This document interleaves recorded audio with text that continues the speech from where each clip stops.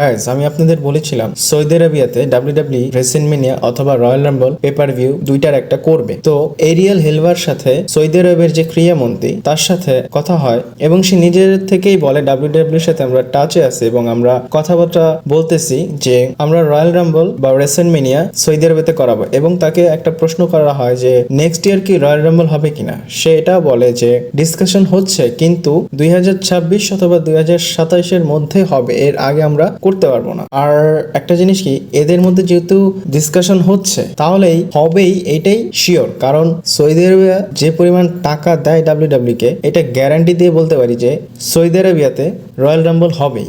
আর যদি রেসলমেনিয়া হয় সেটা তো অন্য একটা লেভেলেই চলে যাবে। আজকে আপনাদের অনেক আপডেট দিব, চলুন শুরু করা যাক। Hello viewers, welcome to wrestle Bangla BD. তো গাইস, কোডি রোডসের শিডিউল কিভাবে কিরকম থাকবে রোড টু সামার স্ল্যামে, তো আপনারা এখানে একটা ছবি দেখতে পাচ্ছেন এবং আপনি এটাও দেখতে পাচ্ছেন যে কত বেশি শিডিউল তার রয়েছে সামার স্ল্যাম পর্যন্ত।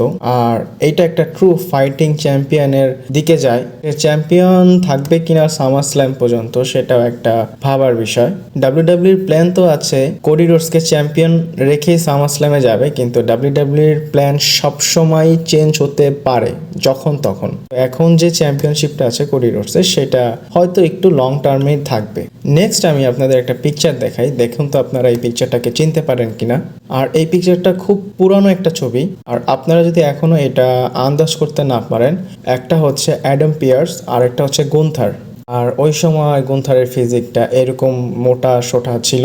আপনারা যদি NXT ইউকেতেও দেখেন তাহলে সে এরকম মোটাই ছিল। পরবর্তী সে তার নিজের শরীরটাকে স্লিম করে নিয়েছে। অ্যাডাম পিয়ার্স কিন্তু একটা রেসলার, সে এখন আপাতত ম্যানেজারের রোলটা প্লে করতেছে, কিন্তু সে একজন প্রো রেসলার আর কি।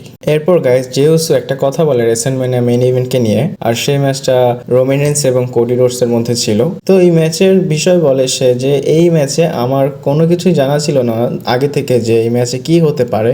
সে আরো একটা কথা বলে, এই কথাটাকে আপনারা সম্মতি দেন কি না দেন আপনারা একটু কমেন্ট করে জানাবেন। সেটা বলে যে এই যে ম্যাচ হয়েছে কোডি রোডস এবং রোমান রেইনসের মধ্যে রেসলমেনিয়াতে for the undisputed W W universal championship, এটা হচ্ছে greatest WrestleMania main event of all time, এবং সেটাও বলে best main event match of all time. আর যেহেতু তো তার ব্লাড লাইন স্টোরির কারণে এরকম কথা বলবেই। এটাও যে ভালো একটা ম্যাচ ছিল এটা আপনারা অবশ্যই জানেন, কারণ শেষ হওয়া পর্যন্ত ম্যাচটাতে সবাই উত্তেজিত ছিল যে এরপরে কি হতে যাচ্ছে, এরপরে কি হতে যাচ্ছে। ফাইনালি তো আপনারা দেখেছেন Cody Rhodes W W universal championship বেল্টটা সে রেসই করেছে। এরপর গাইস, লিভ মর্গান এবং ডমিনিক মিস্টেরিওর যে লাভ স্টোরিটা আছে সেটা তো আরো আগে দিকে যাচ্ছে। এখানে দেখেন লিভ মর্গানের যে পিকচারটা আছে এবং এটাকে ইনস্টাগ্রামে ডমিনিক মিস্টেরিও লাইক করেছে। এর আগের ভিডিওতে আপনাদের বলেছিলাম যে লিভ মর্গান যে একটা শর্টস পরেছিল, সেখানে যে পকেটে ডমিনিক মিস্টেরিওর ব্যান্ড দেখা যাচ্ছিল আর কি। এখন ডমিনিক মিস্টেরিও আবার লিভ মর্গানের ছবিতে লাইক করেছে। তো এটাতে এটা বোঝা যায় যে ডমিনিক মিস্টেরিও এবং লিভ মর্গানের একটা স্টোরি লাইন খুব শীঘ্রই আমরা দেখতে পারবো। আর রিয়া রিপ্লি তো এখন গায়েব হয়ে আছে ইনজুরির কারণে।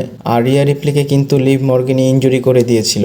আর এদের স্টোরিতে লাস্টে কি হয় রিয়া রিপ্লি আসার পর, সেটা দেখতে খুব ইন্টারেস্টিং লাগবে। এরপর guys, next and final story হচ্ছে জন মক্সলিকে নিয়ে। জন মক্সলি তার রিটায়ারমেন্ট নিয়ে একটা কমেন্ট করে। কমেন্ট বলতে কি, সে তার প্ল্যানটা জানায় আর কি। সেটা বলে যে যখন সবকিছু শেষ মানে ডান হয়ে যাবে এবং আমার রিটায়ারমেন্টের সময় চলে আসবে, আমার যে ক্যাটাগরি হবে, আমাকে যেটার মধ্যে লিস্ট করা হবে একটু অন্যরকমই হবে, মানে সেটা একদম অন্যরকম হবে।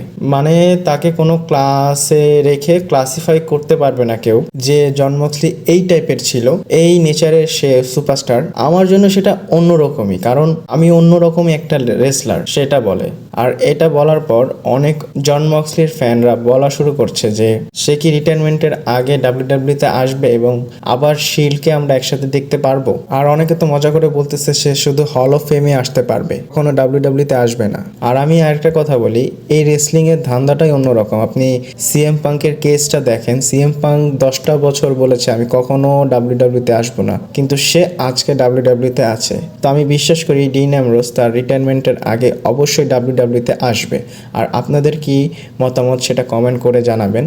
আর আমার ভিডিওটা ভালো লাগলে লাইক কমেন্ট শেয়ার করবেন। আর এরকম ভিডিও পেতে চাইলে সাবস্ক্রাইব করে পাশে থাকবেন। পরবর্তী ভিডিওতে আবার দেখা হচ্ছে।